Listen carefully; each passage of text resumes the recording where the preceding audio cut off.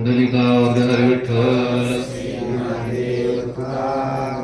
पंढरीनाथ भगवान माऊली ज्ञानेश्वर महाराज संत जगद्गुरु तुकाराम गुरुवरी योगयोगात्मा श्री अंतरम भगवान पवन सुत हनुमान की सब साधु संतन के जय।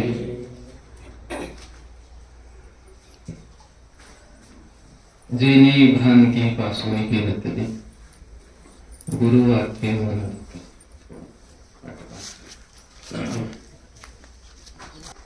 गुरुवर्य समर्थ सद्गुरु योगयोगा अंतरंग भगवान त्यांच्या पूर्ण कृपा आशीर्वादाने आपण सर्वजण इथे एकत्र जमलेलो आहोत। निमित्त शिवरात्र आहे। सद्गुरुनाथांनी दया केली, महाप्रसाद आपल्या सर्वांना दिलेला आहे। साधू संत माय बाप जे का दयेचे साधे, भावाचे मुख्य स्थान भक्तीचे। दया केली म्हणून आपण इथं बसलो, प्रसाद दिला। सहजासहजी आपल्याला हे प्रसाद भेटलेला आहे। सद्गुरूच्या प्रेमामुळे कृपाळू आहे आणि उदार आहे। सद्गुरु कृपाळू आहे आणि उदार आहे, नाहीतर आपल्यापर्यंत हे नाम येणं शक्य नव्हतं। पण त्यांनी ते दिलेलं आहे आपल्याला प्रसाद, महाप्रसाद।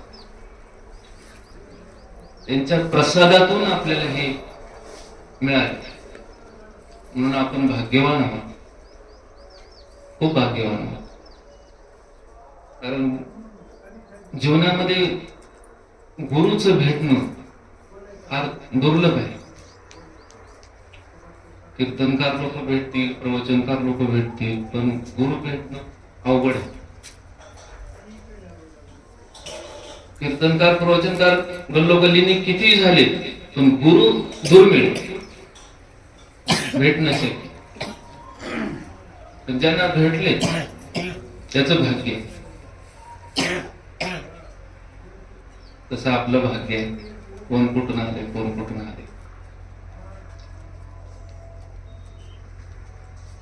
जेणे भ्रांती पासून गेलं तरी भगवान श्रीनामाच्या भूमीतून एक जीवाला भ्रांती झाली आहे असं। भ्रांती काय आहे? सगळ्यात मोठी भ्रांती मी देह, देह माझा आहे, मी देह आहे, हा देह माझा आहे। मोठं दुःख, जे आपलं नाही त्याला आपलं समजणं ते दुःख आहे, महादुःख। आणि हेच भ्रांती झाल्यामुळं आपल्याला, ज्याच्यामुळे आपण जिवंत आहोत, देवामुळे आपण जिवंत आहोत, पण भ्रांती झाल्यामुळं तो देव आपल्याला कळत नाही। देव सर्वत्र आहे, सदा आहे। देव नाही अशी जागा रिकामी नाही। परंतु सद्गुरुनाथाने जोपर्यंत आपल्या तार जोडली जात नाही, बोधाची तार, तोपर्यंत आपल्या प्रकाश होत नाही। बोधाची तारा जोडली आहे, मग निवृत्तीच्या पहिले तिला झपावली भगवान श्रीनाथ। बोधाची तार दिली, आता इथं बोधाची तार जुटली म्हणून आपण इथं बसलो। बोध करोनी संत प्रबोध पार उतरले, तार जोडली। जीवनामध्ये जो अंधार होता तो निघून गेला, अज्ञान निघून गेला। मग ही जो भ्रम झालता देह माझा, तर गुरुवाक्याने भ्रम झाला मनाला। गुरुवाक्याने त्या मनाला धुटलं गेलं। सद्गुरूंनी जे आपल्याला महावाक्य दिलेलं आहे.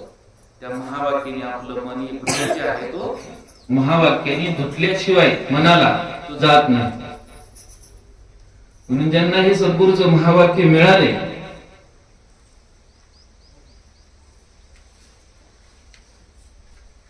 सांगू शकत नाही काय वरून आता न पोरे ही वाणी त्याच्याबद्दल.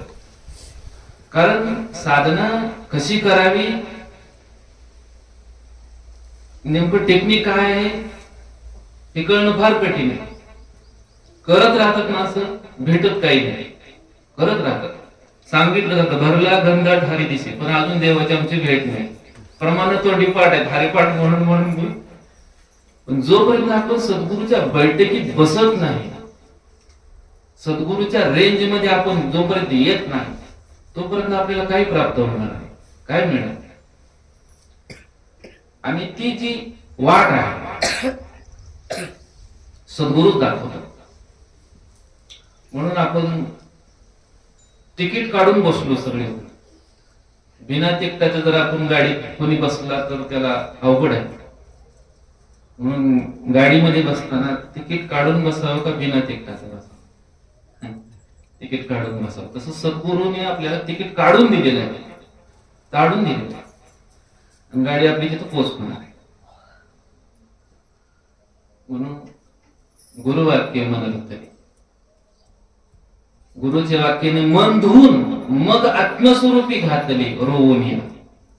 मग ते मन आत्मस्वरूपामध्ये घातले. अशुद्ध मन आत्मस्वरूपामध्ये कसं घालता येईल? नाही घालता येईल. म्हणून तू मन हे मीच करी माझ्या भजनी प्रेम धरी. तू मन आधी धू गुरुवाक्याने अर्जुना, आणि मग आत्मस्वरूपी घातले. आत्मा कसा कळणार नाही? कसं कळेल? का गुरुवाक्याने धुतल्याशिवाय कळेल का मनाला? गुरुदेव म्हणतात की जप करायला मन फार महत्वाचं आहे, कारण ते मनाचा निर्धार आहे. मनाचा निर्धार पाहिजे, प्रसन्नता पाहिजे. म्हणून ह्या सद्गुरूच्या ज्या टेक्निक आहे ज्ञानाचं ते फार खोल आहे. ते मोजताच येत नाही, जगाच्या मापाने मोजता येत नाही सद्गुरूच्या ज्ञानाची खोल. आपल्याला एवढं कळालंय की सद्गुरूमुळे आपलं चांगलं झालंय म्हणून आपण इथं आलो. पण सद्गुरू काय चीज आहे ते कळायला मार्ग नाही. गुरुमुळे माझं चांगलं झालं सगळं, संसारिक असो कुठलंही असो. पण सद्गुरू काय आहे